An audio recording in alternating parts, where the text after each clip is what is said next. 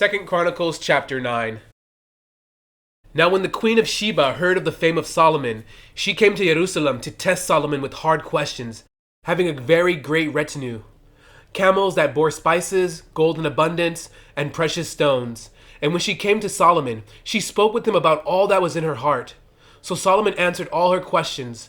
There was nothing so difficult for Solomon that he could not explain it to her.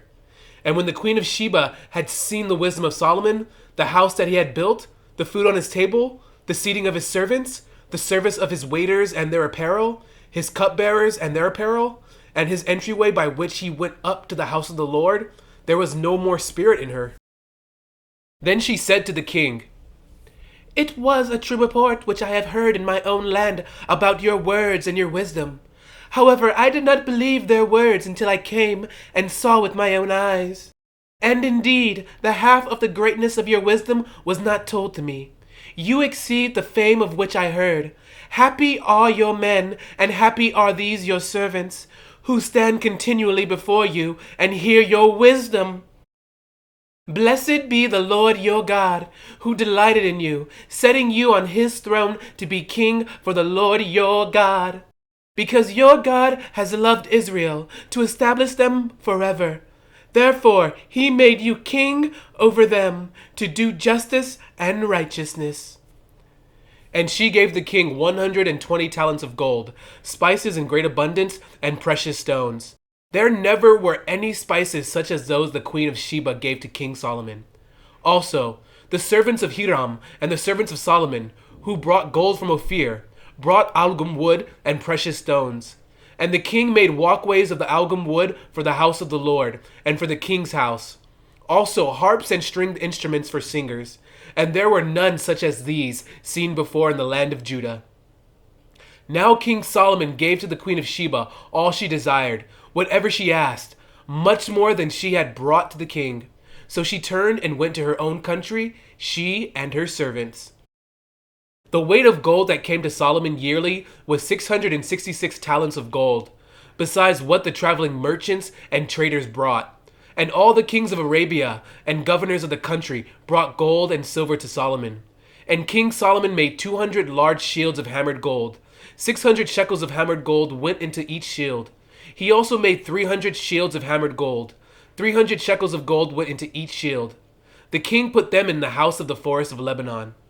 Moreover, the king made a great throne of ivory, and overlaid it with pure gold. The throne had 6 steps, with a footstool of gold, which were fastened to the throne. There were armrests on either side of the place of the seat, and 2 lions stood beside the armrest. 12 lions stood there, one on each side of the 6 steps.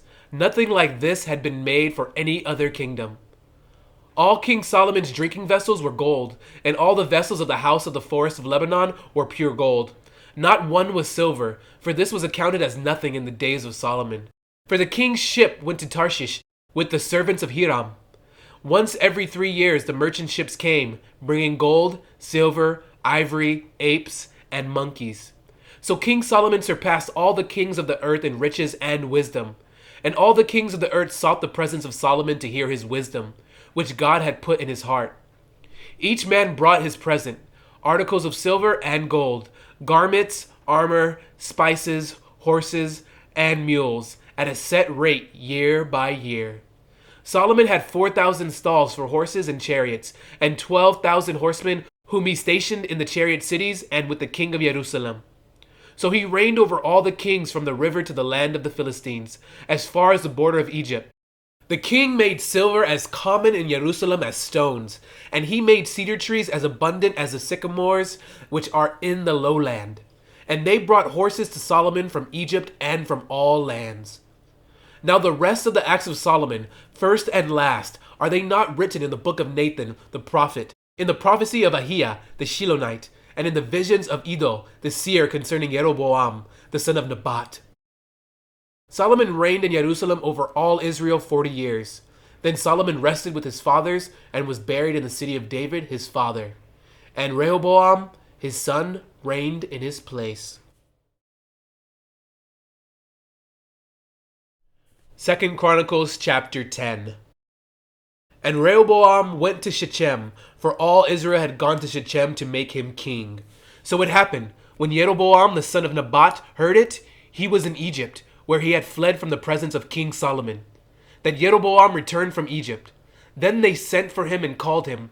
And Jeroboam and all Israel came and spoke to Rehoboam, saying, Your father made our yoke heavy. Now therefore, lighten the burdensome service of your father and his heavy yoke which he put on us, and we will serve you. So he said to them, Come back to me after 3 days. And the people departed. Then King Rehoboam consulted the elders who stood before his father Solomon while he still lived, saying, How do you advise me to answer these people? And they spoke to him, saying, If you are kind to these people, and please them, and speak good words to them, they will be your servants forever. But he rejected the advice which the elders had given him, and consulted the young men who had grown up with him, who stood before him. And he said to them, What advice do you give? How should we answer this people who have spoken to me, saying, Lighten the yoke which your father put on us? Then the young men who had grown up with him spoke to him, saying, Thus you should speak to the people who have spoken to you, saying, Your father made our yoke heavy, but you make it lighter on us. Thus you shall say to them, My little finger shall be thicker than my father's waist. And now, whereas my father put a heavy yoke on you, I will add to your yoke. My father chastised you with whips, but I will chastise you with scourges. So Jeroboam and all the people came to Rehoboam on the 3rd day, as the king had directed, saying, Come back to me the 3rd day. Then the king answered them roughly. King Rehoboam rejected the advice of the elders, and he spoke to them according to the advice of the young men, saying, My father made your yoke heavy, but I will add to it. My father chastised you with whips, but I will chastise you with scourges. So the king did not listen to the people. For the turn of events was from God, that the Lord might fulfill his word, which he had spoken by the hand of Ahiah the Shilonite to Jeroboam the son of Nebat. Now when all Israel saw that the king did not listen to them, the people answered the king, saying, What share have we in David? We have no inheritance in the son of Jesse. Every man to your tents, O Israel. Now see to your own house, O David. So all Israel departed to their tents, but Rehoboam reigned over the children of Israel, who dwelt in the cities of Judah. Then King Rehoboam sent Hadoram, who was in charge of revenue, but the children of Israel stoned him with stones, and he died. Therefore King Rehoboam mounted his chariot in haste to flee to Jerusalem. So Israel has been in rebellion against the house of David to this day.